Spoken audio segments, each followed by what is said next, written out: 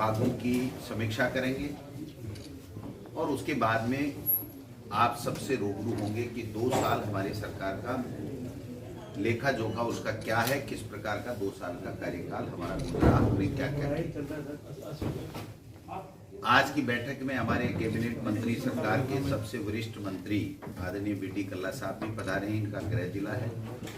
भंवर सिंह जी बाटी साहब भी मेरे साथ राज्य मंत्री हैं उच्च शिक्षा के, वो भी पधारे हैं। गोविंद मेघवाल जी माननीय एमएलए साहब हैं, प्रमुख जी हैं, प्रधान साहिबान हैं। 2 साल में सबसे शुरुआती जो साल रही हमारी राज्य सरकार की, उसमें हम सबको विरासत में निवर्तमान भाजपा सरकार से सब वर्गों का आक्रोश मिला, अराजकता का माहौल मिला, वित्तीय अनियमितताएं मिली, ऐसी सैंक्शनें करके चले गए और उसमें वित्तीय प्रावधान ही नहीं किए गए थे, जिसके वजह से शुरुआती 1 साल में उस व्यवस्था को ठीक करने में हमारी सरकार को काफी समय भी लगा और जोर भी आया। जब गति पकड़ी तो उस वक्त ये कोरोना आ गया और कोरोना भी जिस स्थिति में आया आप सबने देखा। बाद 2 साल तक तीसरी ग्रेड जो 3rd ग्रेड टीचर्स हैं उनके ट्रांसफर नहीं हुए। शिक्षा विभाग में जब भी कांग्रेस की सरकार आती है कुछ न कुछ नया फॉर्मूला लाती है, लेकिन गोविंद डोटासरा के आने के बाद में एक लीक पर चल रही है। कुछ एक ट्रांसफर 3rd ग्रेड में भी हुए हैं कार्य व्यवस्था के नाम पर। हालात यह है कि सरकार के विधायक भी ये लिख चुके हैं मुख्यमंत्री को कि जो लोग 3rd ग्रेड में अल्प वेतन भोगी शिक्षक हैं, दूर दराज में हैं, जिन्होंने हमारी मदद की थी सरकार लाने में, उनकी अब सुनवाई नहीं हो रही है। देखिए, जो 3rd ग्रेड का टीचर है उसका सिलेक्शन होता है जिला परिषद पंचायती राज से, और जिस जिले में मेरिट से उसका नंबर आता है वहां पे उसको नौकरी करनी होती है। भारतीय जनता पार्टी की पिछली सरकार ने बिना नियम के ट्रांसफर किए थे, उनकी जो सीनियरिटी है उसको लैप्स करते थे। इससे आक्रोश फैलता है। अगर 3rd ग्रेड के ट्रांसफर हम करेंगे तो हम पॉलिसी लाएंगे और उस पॉलिसी के तहत लाएंगे करेंगे जिससे किसी को भी कोई तरह का कोई शिकायत का मौका तो 2 साल में पॉलिसी नहीं बन पाई तो आगे 2 साल 3 साल में कुछ उम्मीद है? 3rd ग्रेड का ट्रांसफर अपॉइंटमेंट ही जिला परिषद के लिए होता है।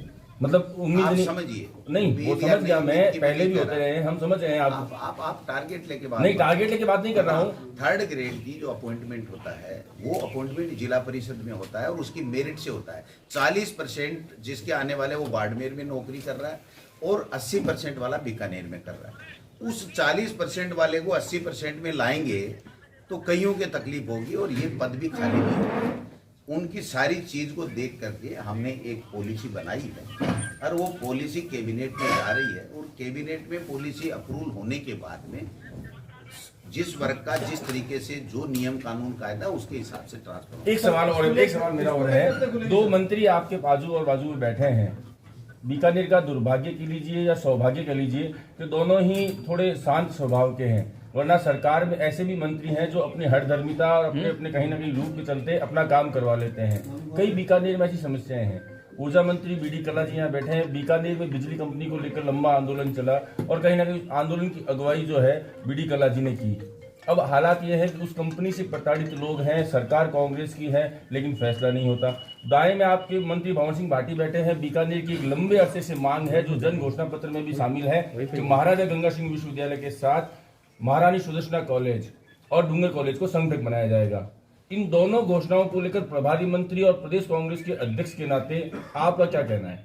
देखिए, जो यूनिवर्सिटी ये संगठक कॉलेज बनाने वाली बात है, इसके लिए अभी बात हुई है। जल्दी हम लोग मीटिंग करके और जो निर्णय इनका मीटिंग में निकलता है, क्या प्रशासनिक व्यवस्थाएं हैं उसके हिसाब से लेंगे। और रहा सवाल बीडी कल्ला साहब का, तो जितनी राजस्थान में 2 साल में बिजली की परियोजनाएं या बिजली के ग्रेड आपके इस बीकानेर में आए हैं, राजस्थान के इतिहास में कभी। मैं बीडी कल्ला जी की कार्यप्रणाली पर सवाल उठा रहा हूं। मैं ये कह रहा हूँ ऐसा सौभाग्य है कि शांत स्वभाव के हैं। हाँ। मैं ये कह रहा हूँ वरना डंडा देके राज्य में काम करवाने वाले मंत्री भी इस सरकार में हमने देखे हैं, सार्वजनिक रूप से लेटर भी सोशल मीडिया पर जारी करके अपनी बात बनवाते हैं। मैं बात कर रहा हूँ बिजली कंपनी को लेकर, जिस बिजली कंपनी का पिछली सरकार में MOU हुआ था और बीडी कल्ला जी ने अगुवाई की थी, इस कंपनी को हम हटाएंगे।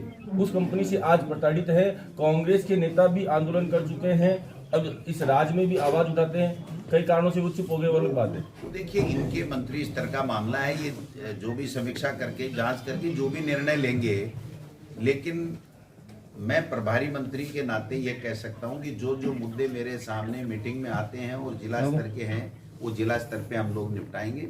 राज्य स्तर के ऊपर होंगे तो हम राज्य स्तर पे उसको चर्चा करके और जो भी नियमानुसार फैसला होगा वो करवाएंगे। सर, संविदा कर्मियों की नियुक्ति को लेकर के लंबे समय से बीकानेर में नहीं, प्रदेश में भी आंदोलन चल रहा है। सरकार कई बार घोषणाएं कर चुकी है। संविदा कर्मियों को लेकर के जो हमारी कमेटी बनी हुई है, उसमें बीडी कल्ला साहब की अध्यक्षता में मैं